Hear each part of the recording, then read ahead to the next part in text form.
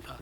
여러분, 왜 11월 달을 감사의 달로 그렇게 우리가 지킬까 좀 생각해 봤습니다. 사실 우리가 그 감사할 수 있는 마음은 열매에 대해서 우리가 소망을 갖고 있기 때문에, 우리가 자연도 보시면 올 한해 유난히도 더웠고 또 정말 여러 가지 모양으로 힘든 그런 여러 가지 그 과정을 겪어내고, 지금 보면 주변에 소담스럽게 맺혀가는 그 열매를 볼 때 사뭇 우리가 참 감격이 일어납니다. 또 뿐만 아니라 우리 신앙인에 있어서도 왜 11월을 감사의 달로, 물론 미국의 추수감사절을 우리가 근거도 하지만, 그러나 우리는 그걸 떠나가지고 우리 삶에 있어서 참 예수님의 성품을 담는 가운데 외적인 성품과 내적인 성품이 있는데, 그 외향적인 성품은 성령 충만으로 표현하는 가운데 전도가 일어날 때 참 그 전도의 결실이 참 아름답지 않습니까? 그리고 또 내적인 열매가 있습니다. 그것은 그리스도를 닮는 성품적 열매입니다. 그분을 닮아가는 아름다움이 연초보다 이 11월 달에 우리 모두가 참 풍성한 모습 바라볼 때 이것을 또한 우리가 감사하는 이런 모습을 우리가 갖게 됩니다. 여러분, 오늘 11월 초치를 맞이해서 감사가 넘치게 하라. 따라합시다. 감사가 넘치게 하라. 이 말씀으로 은혜의 시간을 가지려고 합니다. 여러분, 감사를 잘하면 영적으로 상당히 건강하고 성숙한 신자가 된다는 것, 우리가 다 잘 알고 있는 사실입니다. 감사를 잘 모르는 사람에 비해서 감사를 잘 아는 사람이 그만큼 건강하고 성숙합니다. 이것은 영적인 문제뿐만 아니고 우리가 삶에 있어서도 감사를 많이 하는 사람은 일반적으로 상당히 건강한 것들을 보게 됩니다. 그러나 여러분, 우리가 이 감사의 계절에 한 가지 알아두어야 될 것이 있습니다. 여러분, 우리가 기도를 잘하려면 기도를 연습하고 배워야 됩니다. 은혜 받았다고 다 기도를 잘하는 거 아니잖아요. 교인들 가운데 기도 시간만 되면 순서를 맡으면 참 힘들어하는 모습을 보게 됩니다. 여러분뿐만 아니라 하나님의 말씀을 우리가 좀 더 깊이 알아가고 그 은혜 속에 우리가 잠기길 원한다면 사실 여러분, 열심히 배우고 훈련을 받아야 됩니다. 마찬가지로 감사도 배우고 훈련하는, 이 감사는 연습을 해야 됩니다. 말씀을 통해 감사하는 법을 배우고 있는지 여러분들도 한번 돌아보시면 믿음 좋은 주변 형제를 통해 가지고 내가 어떻게 하면 감사가 넘치는 그런 생활을 할 수 있는가, 우리가 좀 눈여겨봐야 됩니다. 여러분 인생에 참된 행복이 뭔지 아십니까? 감사를 잘하는 사람이 내 주변에 있다는 건 큰 축복임을 믿으시기 바랍니다. 정말 그런 아름다운 분들 그 감사, 저렇게 힘들고 저렇게 정말 도저히 감당할 수 없는 어려움이 있는데도 그것을 떠나서 감사하는 모습 보게 될 때는 마음에 깊은 감동이 잠기게 됩니다. 나는 저 사람보다 더 위치, 여건, 모든 환경이 좋은데 나는 감사가 말라가고 있는데, 그러나 저렇게 어려운 환경 가운데도 끊임없이 주님을 찬양하고 높이고 감사하는 모습 볼 때 그러한 사람들이 내 옆에 있다는 것은 오히려 감사를 배우는 소중한 계기가 된다는 것을 보게 됩니다. 이러한 감사를 배우고 습득한 사람들은 훨씬 더 감사가 깊어집니다. 그리고 감사가 풍성해집니다. 촉촉한 감사라는 단어가 있습니다. 이슬비 가는 비에 옷이 젖는다는 것처럼 촉촉한 감사, 마르지 않는 감사, 이런 감사를 통해서 우리가 하늘에 소망을 두고 이 땅에 우리가 그리스도인으로서 믿음으로 사는 것이 얼마나 중요한가. 여러분, 그렇지 않습니까? 좋은 일에 감사하는 것 누구나 다 쉬운 일입니다. 그러나 좋지 않는 어려운 문제를 만날 때 참 감사 쉽지가 않습니다. 여러분, 성공할 때야 어느 정도 감사할 수가 있지만 우리가 실패할 때 참 진정한 감사를 드리기란 웬만큼 배우고 연습을 하지 않으면 이것이 참 힘든다는 것을 보게 됩니다. 우리가 이익을 많이 산출할 때, 뭔가 투자했을 때 여러 가지 나에게 많은 것들이 돌아올 때 누구나 저절로 감사가 나올 수가 있습니다. 그나 막대한 손해를 입었습니다. 이럴 때 감사하는 사람의 모습을 조용하게 한번 살펴보십시오. 평소에 그런 분들은 감사하는 법을 배운 사람들이에요.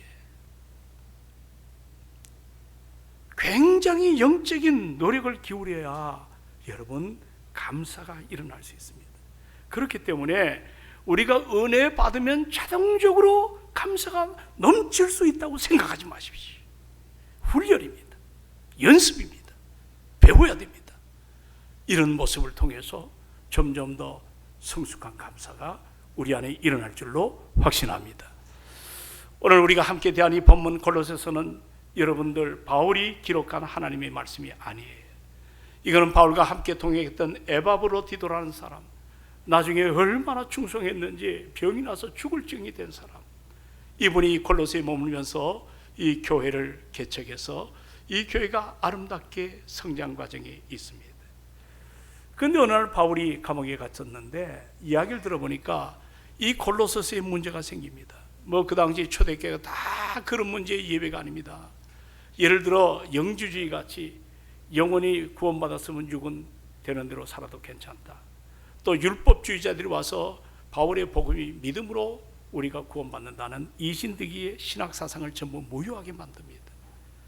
그리고 율법주의자들이 과거에 율법에 매어서 예수를 믿긴 믿지만 예수 플러스 율법도 함께 믿어야 구원이 있다고 하는 이런 잘못된 사상들이 골로새 교회 안에 물밀듯 들어오기 시작한 것입니다. 참으로 참다운 그리스도인을 세워서 하나님 나라의 복음을 증거하는 아름다운 사람으로 세워져야 되는 이 절박한 시대적 상황 가운데 오히려 교회 안에 침투한 이런 거짓된 다른 복음, 이와 같이 변질된 그런 복음 앞에 속수무책으로 빠져드는 사람들이 생기기 시작했습니다. 그래서 오늘 사도 바울은 우리가 읽지 않았지만 그 다음 절에 2장 8절에 뭐라고 표현합니까? 자, 8절에 보시면 누가 철학과 속된 헛된 속임수로 너희를 사로잡을까 주의하라. 조심하라는 겁니다. 교회 이단 사상과 거짓 다른 복음 이런 것들을 조심하라. 이 문제를 다루고 있습니다. 이것은 사람의 전통, 세상의 초등학문을 따른다는 것입니다. 이것은 진정 그리스도를 따름이 아니라고 표현하고 있습니다. 이 골로새 교인들 가운데 그리스도를 따르지 않고 서서히 좀 영적으로 너무 힘든 삶을 살다 보니까 그들 안에 신앙을 지키는 것이 쉽지가 않습니다. 그러다 보니까 세상 풍조에 빨려드는 이러한 아픔의 모습들이 교회 안에 일어나고 있습니다. 오늘 사랑하는 여러분, 우리 신앙인 가운데도 두 가지죠. 경건의 모양을 갖고 사는 신앙인이 있는가 하면 경건의 능력을 갖고 사는 사람이 있어요. 고린도서에 보니까 여러분 세 가지 종류의 사람이 나옵니다. 하나는 육에 속한 사람, 내추럴맨, 전혀 예수를 몰라요. 교회 나와도 이런 진리에 대해서는 전혀 공감을 하지 못합니다. 구원받지 못한 사람이 있습니다.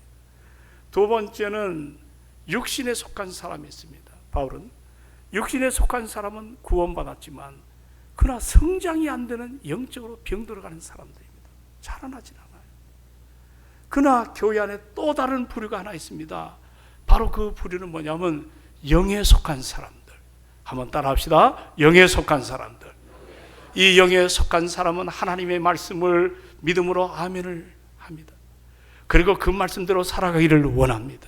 그리고 그 은혜 앞에 감격하는 영의 사람들이 교회 안에 있습니다. 이처럼 육에 속한 사람, 육신에 속한 사람, 영에 속한 사람.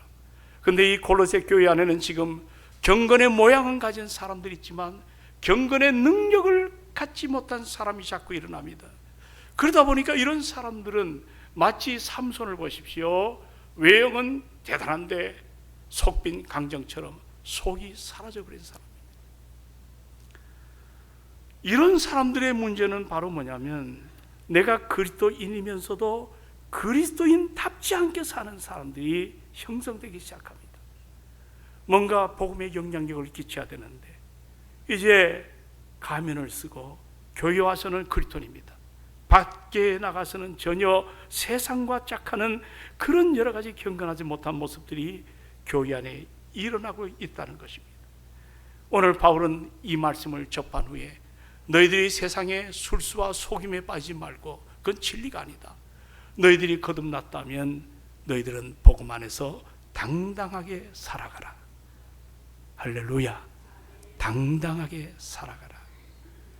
그렇게 될 때 우리 삶에 감사가 마르지 않는다는 겁니다.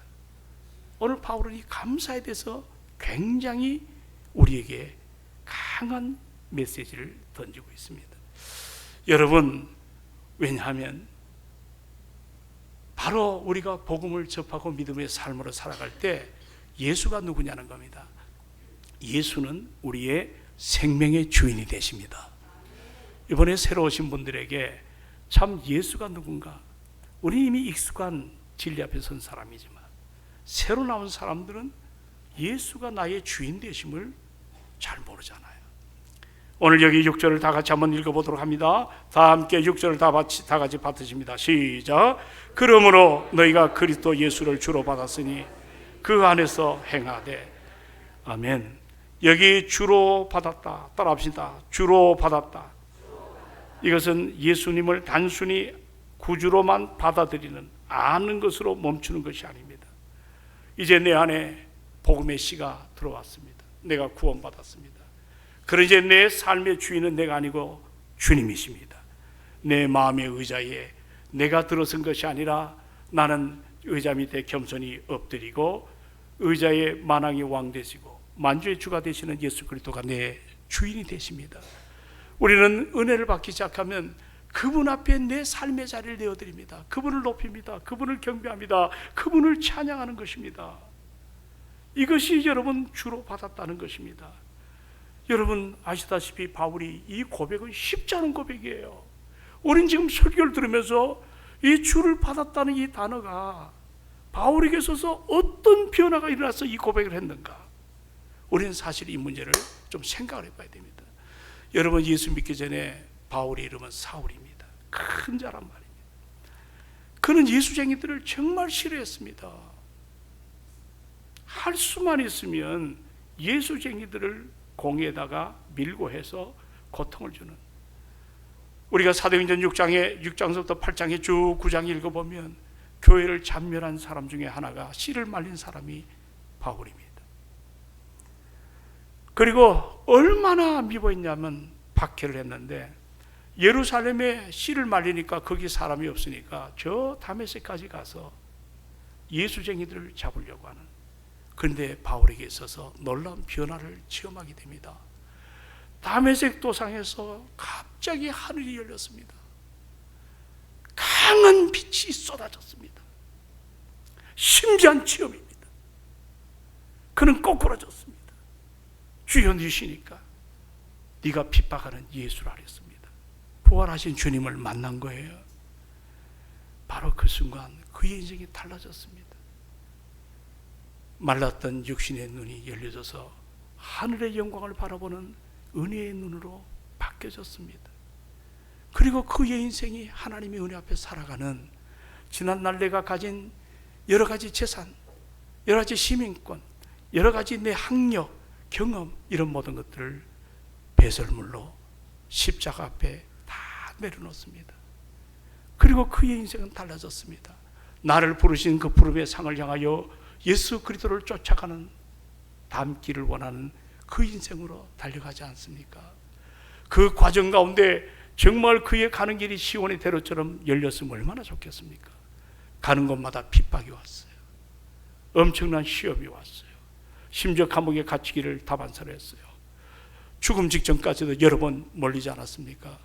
그래도 여러분, 바울은 약해지지 않았습니다. 그는 구원을 받았기 때문입니다. 예수를 주로 받았기 때문입니다. 이것은 체험적 신앙입니다. 마치 지난날 성경에도 나왔지만 6시에 파장을 하는데 일꾼이 갑자기 문제가 생겨서 한 사람이 결혼입니다. 5시에 사람을 부르는데 마치 바울은 5시에 그 포도원 집에 들어가서 일하는 일꾼으로 그렇게 부름을 받았습니다. 남은 1시간, 내 인생 너무 기쁜 거예요. 너무 감사한 거예요. 그래서 죽을 둥 살 둥 그는 정말 자기의 삶을 주 앞에 드리기를 힘썼습니다. 여러분, 바울의 마지막이 어땠습니까? 여러분, 여기 계신 분들, 노후 준비하신 분들 계시나요? 늘 그것 때문에 여러 가지로 나는 고생 끝났다 이런 분 계시나요? 바울은 노후 준비가 안 된 사람입니다.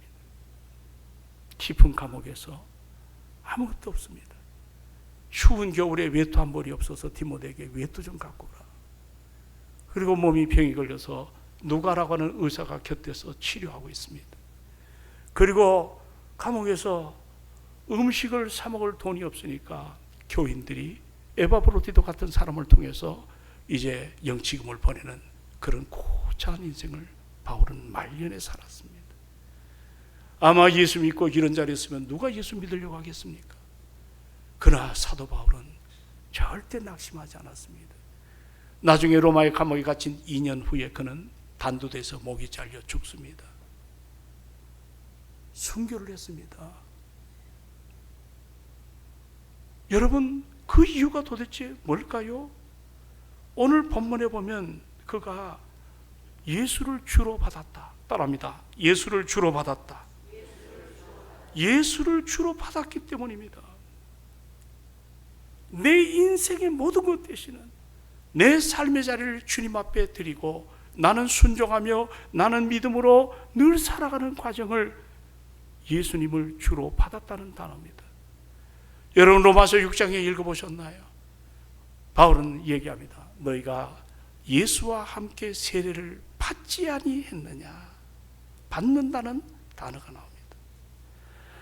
너희는 예수 그리스도와 세례를 합하여 받지 않았는가?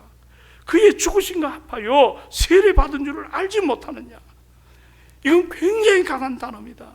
너희가 주님과 연합됐으면 좀 연합된 사람답게 살아가야 될 것이 아닌가? 정체성의 문제입니다. 이제 하나가 되었다면 어떻게 살아가야 될 것인가?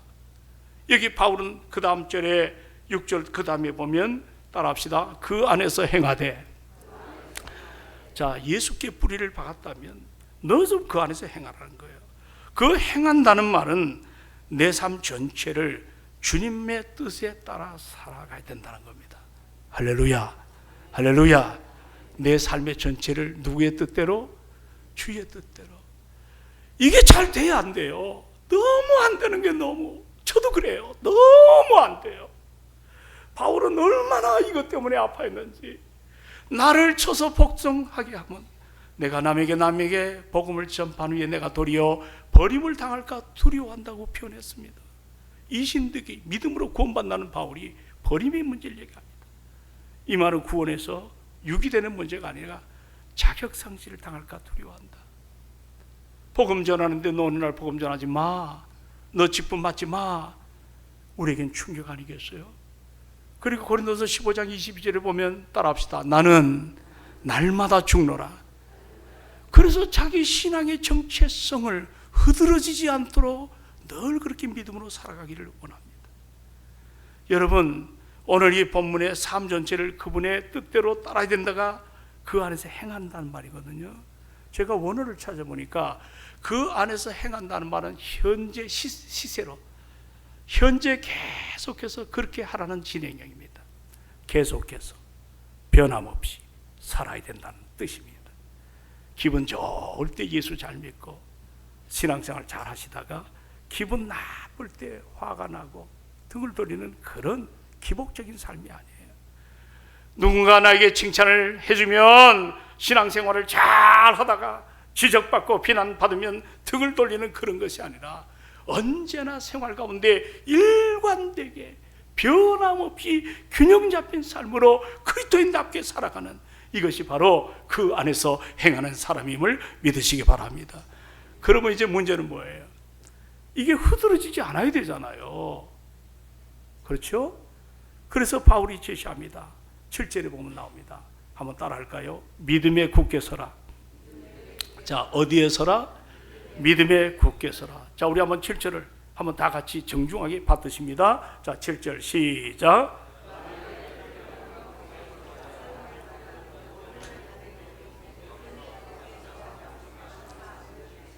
아멘. 여기 뿌리를 박아라. 세움을 받아라. 교훈을 받은 대로 여기서 주제어른 믿음에 굳게 서라는 겁니다. 믿음에 굳게 서라. 이거는 영적 성장과 너가 구원 이후에 흔들림 없는 신앙생활을 감당하는, 저는 주일에 보면 아산에서도 오시고 저 일산 구석탱이도 오시고 정말 이런 모습 보면은 그분 한 분 한 분 때문에 은혜를 받습니다. 참 감사가 뜨겁게 일어납니다. 여러분, 흔들림이 없는 신앙의 태도, 이러기 위해서는 우선적으로 해야 될 일은 영적 생명의 근원 되시는 예수님께 우리가 뿌리를 잘 박아야 될 줄로 믿습니다. 뿌리 깊은 나무 아시잖아요. 그 나중에 보면 강하게 성장을 하는 거예요. 우리의 믿음도 예수님 안에 깊이 뿌리를 내리셔야 될 줄로 믿습니다. 이 뿌리는 신앙의 기초와 동일해요. 이렇게 뿌리가 잘 다져질 때 굳건함과 흔들림이 없는 신앙으로 성장합니다. 요즘 그런 표현 많이 해요. 은혜 불감증의 시대에 우리가 살아간다. 자, 무슨 불감증? 은혜 불감증. 은혜를 받았으면서도 그것이 은혜인지 깨닫지 못합니다. 그리고 은혜에 대하여 감사할 줄을 모릅니다. 이것이 여러분 쉽게 말하면 은혜 불감증이에요. 저희 시대는 시골에서 가난하게 성장했던 친구들이 서울로 유학 온 친구들이 참 많았습니다. 시골 부모님들 참 불쌍히 사셨어요. 자식놈 대학 공부시키느라고 허리끈 졸라매고 등골이 휘어지도록, 옛날 어르신들 보면 일자 허리가 별로 없어요. 처음은 뭡니까? 등이 60대부터 50대부터 굽어진 사람이 많아요. 농사를 지으면서 서울로 대학을 보냈습니다. 학비에 생활비까지 뒷바라지함으로 등골이 휠 정도입니다. 아들들은 딸들은 그것을 받을 때 처음에는 이 부모의 이 사랑, 은혜를 갖겠다고 다짐하죠. 그런데 여러분, 시간이 자꾸 지나면 자녀들은 그것을 당연한 일처럼 생각을 해버립니다. 이것저것 필요한 것이 나에게도 많대. 나도 자식 새끼 기르고 이렇게 살아가야 되는데 부모까지 뒷바라지하는 것이, 이것이 힘들다고 불평을 쏟아놓습니다. 사실 어떤 면에서는 이것은 은혜 불감증이죠. 나 하나를 아름답게 세우기 위해서 가진 고생을 다한 우리 부모들. 근데 어느 날 그 부모가 나에게는 점점 짐짝처럼 여겨지는, 만약 하나라도 그런 마음이 일어난다면 우리는 은혜 불감증 시대에 살아가고 있다는 것입니다. 이건 영적인 면에서도 틀린 말이 아닙니다. 죄로 죽을 수밖에 없던 내 인생을 하나님의 자녀로 삼아주셨습니다. 처음에 구원받을 때 그 감격은 말로 다 할 수가 없습니다. 늘 울어도 눈물로 감당할 길이 없습니다. 그래서 그 은혜 앞에 늘 저 앞에 나와서 정말 눈물로 설교를 듣습니다. 엎드려 기도하면 은혜 속에 눈물만 쏟아집니다. 그리고 감사헌금이나 어떤 거 할 때 보면 내가 빚진 죄인인데 하나님 나에게 은혜를 줘서 이것을 감당하게 하신 거 감사합니다. 이런 모임이, 이런 삶이 내 안에 일어난데 이제는 모든 걸 셈하기 시작합니다. 따지기 시작합니다.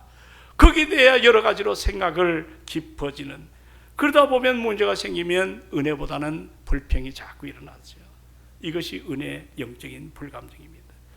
오늘 본문에 보면 골로새 교인들이 바로 이런 자리에 섰다는 거예요. 은혜 불감증에 섰다는 거예요. 여러분, 이것은 오늘 지난날 2000년 전에 골로새 문제만 아니라 오늘을 사는 우리들도 한번 돌아보세요. 코로나가 벌써 지났음에도 불구하고 너무 달라졌어요. 헌신 안 합니다. 섬김 없습니다. 물질 하나님 앞에 드림이 사라지고 있습니다. 뭔가 예배당에 여전히 나오는데 내 속사람이 변화되어서 내 인생의 여러 가지로 지금까지 역사하시는 그 하나님 앞에 우리가 잘못 섬기는 이런 영적 위기 현상이 우리에게 일어났단 말이에요. 우리 찬송가 310장 기억나나요? 하나님의 은혜로 이 쓸데없는 자 왜 구속하여 주는지 난 알 수가 없다. 여러분, 찬송을 작사를 보면 감탄사가 붙어있는 찬양이 드뭅니다. 여기에 작곡가 작사자는 라고는 감탄사로 시작합니다. 뭐가 그렇게 감탄할까요? 하나님의 은혜로 이 쓸데없는 나 같은 인생을 불러 구속하여 주셨는지 나는 알 수가 없다. 택함에 대한 찬양이 일어나는 것 아니에요. 라고 하는 감탄사가 들어가기 시작합니다. 여러분, 우리가 믿음을 굳게 하려면 이와 같은 신앙의 감격이 우리 안에 먼저 회복되기를 주의 이름으로 축원합니다. 하나님의 은혜로 나 같은 죄인 죄사함을 받았다. 하나님의 은혜로 나 같은 하나님과 무관한 사람이 하나님의 자녀가 되었다. 하나님의 은혜로 나같이 죽을 수밖에 없는 인생이 구원의 자녀로 이렇게 은혜의 복을 받고 살아간다. 이런 신앙의 감격, 여러분과 저에게 충만하기를 원합니다. 사실 세상 만만하지가 않습니다. 여러분은 지금 이중생활 하시고 있잖아요. 주일날 이렇게 예배를 하루 종일 드리고 월요일 여러분의 삶의 현장으로 뛰어들어갑니다. 입에서 단내가 나도록 수고하지요. 토요일날은 제대로 쉬지도 못합니다. 또 주일이 됐습니다. 저는 우리 동역자 여러분들에게 이 얘기를 강조합니다. 우리 목회자들은 참 어떤 면에서 너무 큰 빚을 지고 있다. 우리가 할 일은 기도에 전무하고 말씀을 묵상하고 은혜 앞에 신방하면 새벽이라도 뛰어들어가서 신방하고 그런 자세로 살아가지만, 그러나 여러분들 세상 속에 살아가고 교회 안에 살아가는 어떤 이중적 삶의 틀 속에서 우리가 살아간다는 것이, 믿음을 지킨다는 것이 정말 쉽지가 않습니다. 저는 목사이기 때문에 일터가 교회죠. 주로 성도들과 함께 살아갑니다. 그래서 세상 속에 제가 목사 이후로 그렇게 미움을 당하거나 박해를 받는 경험이 많지가 않습니다. 다만 제가 오래전에 겪었던 일이 생각나요. 제가 군에 가입대했을 때 참 많이 두드려 맞았어요. 정말 그렇게 왜 이렇게 많이 때리는지 정말 저희 때 많이 맞았어요. 당시 군기가 셌기 때문인도 그런 때였지만 심할 정도로 참 많이 맞았습니다. 제 친구 전영찬은 맞았다가 죽었습니다. 생때 같은 자식이 죽으니까 엄마가, 아버지가 와가지고 기절을 하면서 말도 못해. 맞다가 죽은 게 우리 군생활 중에 하나였습니다. 근데 저는 유독 많이 두드려 맞았습니다. 그래서 저를 때리는 고참 황자 아무개인데 수십 년이 지나도 지금도 생각이 나요. 그냥 물어봤어요. 내가 두드려 맞는 거 좀 이유라도 좀 알고 맞자 그랬어요. 그랬더니 그 다음에 더 맞았겠죠. 그랬더니 그 고참이 하는 말이 잊을 수가 없어요. 기분 나빠서 때린다는 거예요. 왜 기분이 나쁘냐 물어봤더니 니놈 예수 믿는 것이 참 기분이 나쁘다는 거예요. 저는 사실 저녁 식사 때 공개적으로 하여튼 식사 때 기도하고 먹었어요. 처음에는 얼마나 배고픕니까? 눈을 뜨면 밥이 없어요. 누가 가져가요. 그래서 그 다음에 어떻게 했냐면 한쪽 눈은 감고 한쪽 눈을 이렇게 뜨고 감사기도 하니까 그때는 정말 정확하게 음식을 지킬 수가 있더라고요. 좀 그런 고단한 그런 생활했습니다. 부대에서 가끔 열리는 회식 자리에 술을 마시지 않았습니다. 물론 군에서 제공되는 술도 담배도 피우지 않았습니다. 고참이 볼 때 제가 다른 사람과 달리 예수쟁이들도 다 먹는데 이놈이 뭔데 이렇게 안 먹느냐, 티를 내느냐, 기분이 나쁘다는 겁니다. 제가 왜 이 예화를 오늘 함께 나누냐면, 여러분, 내가 예수를 믿고 은혜 앞에 섭니다. 사업도 바르게 해보려고 합니다. 모든 일에 정직하게 해보려고 합니다. 그러나 이런 것들이 여러분 영적으로 어두워진 밤바다 같은 세상 앞에 우리가 뛰어들어갈 때 예수 믿는 그 이유 하나 때문에 왕따 당하고 또 복음을 전하려 할 때 보이지 않게 대놓고 우리를 박해합니다. 그래서 이런 것들이 자꾸 일상화되다 보면 지쳐버립니다. 그래서 우리가 가면을 쓸 때가 참 많습니다. 이렇게도 안 되는 거. 그래서 우리가 영적으로 이중적 생활을 감당하는데, 우리 크리스찬들이 이런 일을 여러 번 겪다 보니까 일터에서 영적 어둠이 얼마나 무겁게 짓누리는지. 저는 우리 청년 가운데 예수 믿는다고 해서 주일날 교회 간다는 것 때문에 회사를 잘린 친구를 봤습니다. 그리스도인답게 살려고 하니까 미움을 당하는 것도 봤습니다. 복음을 전하려고 할 때 박해를 받게 됩니다. 그러니까 이런 것 때문에 참 약해지는 모습, 오늘 신앙생활이 같이 고민하는 문제입니다. 여기 나온 것도 여러분 박수 받을 만한 일이고, 여기 나와 신앙생활하는 것이 얼마나 기쁜지 모릅니다. 그래서 믿음에 굳게 서서 바울은 한 가지 이야기를 합니다. 너희들이 이것을 이길 수 있는 힘이 하나 있다. 그래서 넘치는 삶을 살아가야 된다. 그래서 2장 7절 하반절에 따라합시다. 감사가 넘치게 하라. 자, 뭐가 넘치게 하라? 감사해. 예. 이 감사가 넘치게 하라는 이 단어는 문자적으로 여러분 강물을 막아두는 댐이 있잖아요. 그 댐을 흘러넘치는 성령 충만도 똑같이 사용됩니다. 흘러넘쳐가지고 계속 흐르게 하라는 겁니다. 마치 강이 넘쳐 흐르듯이 우리가 감사하는 삶이 흘러넘치게 되면 우리의 주변이 달라질 줄로 믿습니다. 나중에 나를 그렇게 갈구고 내 신앙생활에 태클을 걸고 여러 가지 나에게 불이익을 주던 사람도 저 사람이 흘러넘치는 아름다운 삶을 통해서 너가 믿는 예수 나도 믿어보자. 신앙의 향기입니다. 흘러넘치게